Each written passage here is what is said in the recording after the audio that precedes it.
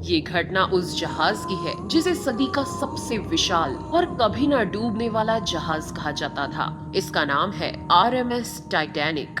दोस्तों, टाइटैनिक की कहानी शुरू होती है 19वीं शताब्दी की शुरुआत से। उस समय जर्मन और ब्रिटिश में होड़ मची थी बड़े बड़े जहाज का निर्माण करने की। इसलिए ब्रिटेन सरकार ने एक ऐसा जहाज बनाने का फैसला लिया जिसकी सजावट और कद एक आलीशान महल से भी बड़ा हो, जो इस सदी का सबसे बड़ा जहाज कहलाए। इसलिए ब्रिटेन सरकार ने व्हाइट स्टार लाइन कंपनी को जहाज बनाने के लिए करोड़ों डॉलर का लोन दिया। इसके बाद 31 मार्च 1909 में नॉर्थ आयरलैंड के बेलफास्ट में शुरू हुआ टाइटैनिक का निर्माण। लगभग 15,000 इंजीनियर और कारीगरों ने 3 साल कड़ी मेहनत करके पानी में चलता एक भव्य और आलीशान जहाज तैयार किया। इस जहाज को 16 अलग अलग कंपार्टमेंट्स में बनाया गया था, जो पूरी तरह से वाटर टाइट थे। इसकी इसी खूबी के कारण ही इसे अनसिंकेबल जहाज कहा जाता था। 2 अप्रैल 1912 को टाइटैनिक बनकर तैयार हो चुका था। इस जहाज की भव्यता का एहसास जितना बाहर से होता था,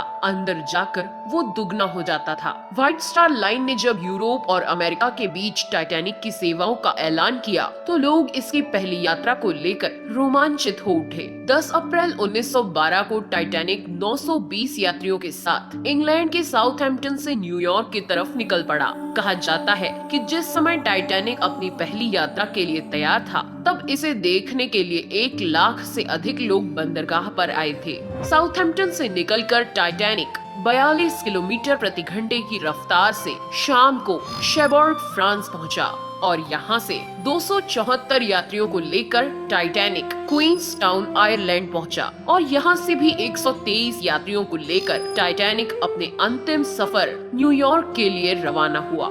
टाइटैनिक जब आयरलैंड से निकला, तब टाइटैनिक को उसके रास्ते पर आइसबर्ग मौजूद होने की पहली चेतावनी मिली, लेकिन जहाज के कप्तान एडवर्ड जॉन स्मिथ ने इस चेतावनी पर कुछ खास ध्यान नहीं दिया और जहाज की रफ्तार कम नहीं की, जो कि अपनी फुल स्पीड में समुद्र को चीरता हुआ आगे बढ़ रहा था। रात होते होते कप्तान एडवर्ड स्मिथ को लगभग 6 चेतावनी वाले संदेश अन्य जहाजों द्वारा दिए जा चुके थे, लेकिन कैप्टन स्मिथ ना ही जहाज की रफ्तार कम करना चाहते थे और ना ही इन चेतावनी को गंभीरता से लेने वाले थे, क्योंकि कैप्टन स्मिथ अपने आखिरी रिटायरमेंट और टाइटैनिक की प्रतिष्ठा में एक और रिकॉर्ड जोड़ना चाहते थे। वे टाइटैनिक को विशाल जहाज होने के साथ इस सदी का सबसे तेज जहाज होने का दर्जा भी दिलवाना चाहते थे। 14 अप्रैल की उस अंधेरी रात को कैप्टन स्मिथ ने सुरक्षा बरतने के लिए जहाज के 2 क्रू मेंबर्स फ्रेडरिक फ्लीट और रेगिनाल्ड ली को जहाज के ऊपर निगरानी के लिए तैनात किया,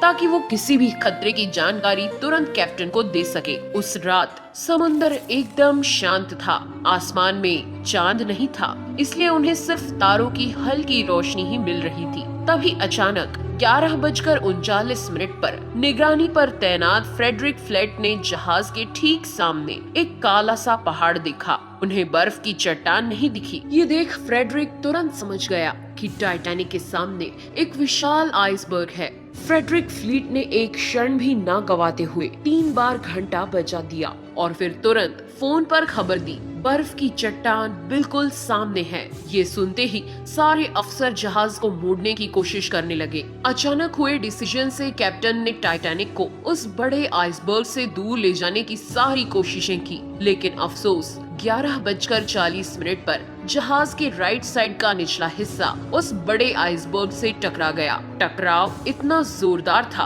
कि इसने 3rd क्लास में रहने वाले यात्रियों को एक बड़ा झटका दे दिया था। यात्रियों को पता उस वक्त लगा जब टाइटैनिक को एक जगह पर रोक दिया गया और इंजन बंद कर दिए गए। जैसे ही ये खबर फैली कि जहाज टकरा गया है, तो लोग यहाँ वहाँ भागने लगे। पूरे जहाज पर खौफ का माहौल था। जब टाइटैनिक आइसबर्ग से टकराया था, तो उसने दबाव के कारण जहाज के निचले हिस्से की प्लेट्स को चीर दिया था, जिससे जहाज के दाई साइड में 300 फीट तक के कीले बाहर आ गई थी। कीले बाहर आ जाने से आपस में जुड़ी प्लेट सरक गई और पानी तेजी से अंदर आने लगा।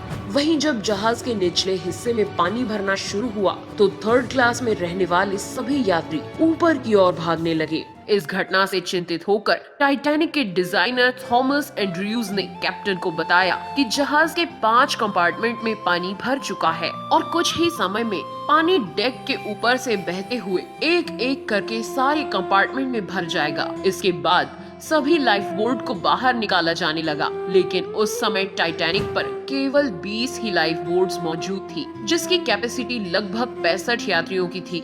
लेकिन अफरा तफरी और घबराहट में लाइफ बोट में केवल 28 से 30 यात्रियों को ही चढ़ाया गया। इस बात पर सवाल भी उठे कि कैप्टन होने के नाते स्मिथ को इस बात की जानकारी थी कि जहाज में कितने यात्री हैं और कितनी लाइफ बोट्स हैं। फिर भी कई नावों को बगैर पूरी तरह भरे जाने दिया गया और इसी वजह से ज्यादा लोगों की जाने गई। उस रात जहाज पर चारों तरफ खौफ का माहौल था, लेकिन इसी बीच वहाँ मौजूद म्यूजिशियंस का एक दल अपनी जिंदगी की परवाह न करते हुए मौत से बेखौफ होकर अपनी आखिरी सांस तक संगीत की धुनों को बजाता रहा, ताकि मरने वाले अपने आखिरी पल कुछ खुशी से बिता सके। दूसरी तरफ जहाज में 5 से ज्यादा कंपार्टमेंट में पानी भरने से जहाज के आगे का हिस्सा 10 डिग्री तक डूब चुका था, जिससे जहाज के पीछे वाला भाग ऊपर उठने लगा।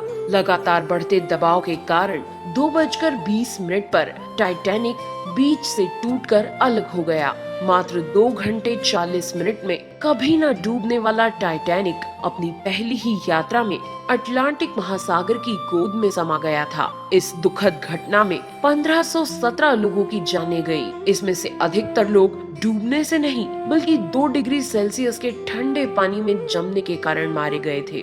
टाइटैनिक के डूबने के 2 घंटे बाद करीब 710 लोगों को बचा लिया गया था।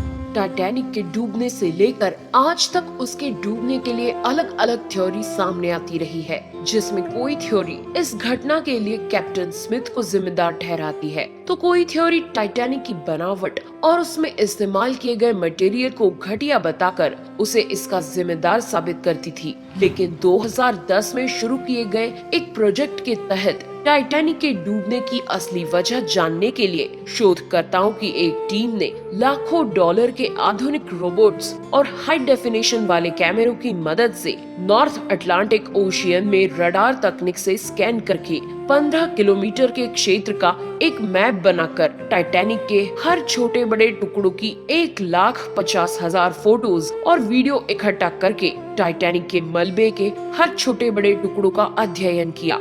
और लगभग 2 साल की कड़ी मेहनत के बाद सन 2012 में इस टीम ने टाइटैनिक को वर्चुअली तैयार करके इसके डूबने की असली वजह को जानने का प्रयास किया। टाइटैनिक के डिजाइन और उसको बनाने में इस्तेमाल मटेरियल पर कई तरह के एक्सपेरिमेंट करने के बाद टीम ने पाया कि टाइटैनिक के डिजाइन में कहीं कोई कमी नहीं थी और ना ही उसमें इस्तेमाल किया गया मटेरियल घटिया क्वालिटी का था। दरअसल इस टीम के मुताबिक रिसर्च में पाया गया कि टाइटैनिक के डूबने का मुख्य कारण उसकी तेज रफ्तार थी, क्योंकि तेज रफ्तार से जब आइसबर्ग टकराया तो उससे हजारों टन का दबाव जहाज के निचले हिस्से पर पड़ा और इससे दबाव वाली जगह पूरी तरह क्षतिग्रस्त हो गई और फिर जहाज के 5 कंपार्टमेंट में पानी भर जाने से जहाज आगे से डूब गया।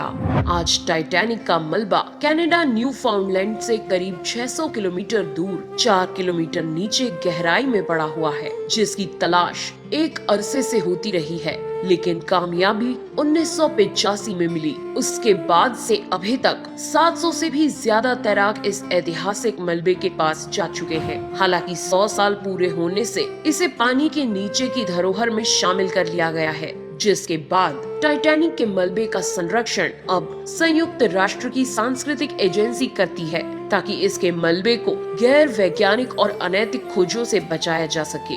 खैर, अभी तो 100 साल ही हुए हैं। हो सकता है आने वाली सदियों में समुद्र से टाइटैनिक के ये निशान भी खत्म हो जाएं, लेकिन कोई भी आइसबर्ग उस टाइटैनिक को नहीं डुबो सकता जो करोड़ों अरबों दिलों में तैर रहा है। तो दोस्तों, आपको आज का ये वीडियो कैसा लगा कमेंट करके जरूर बताएं। वीडियो पसंद आया हो तो लाइक करें, शेयर करें।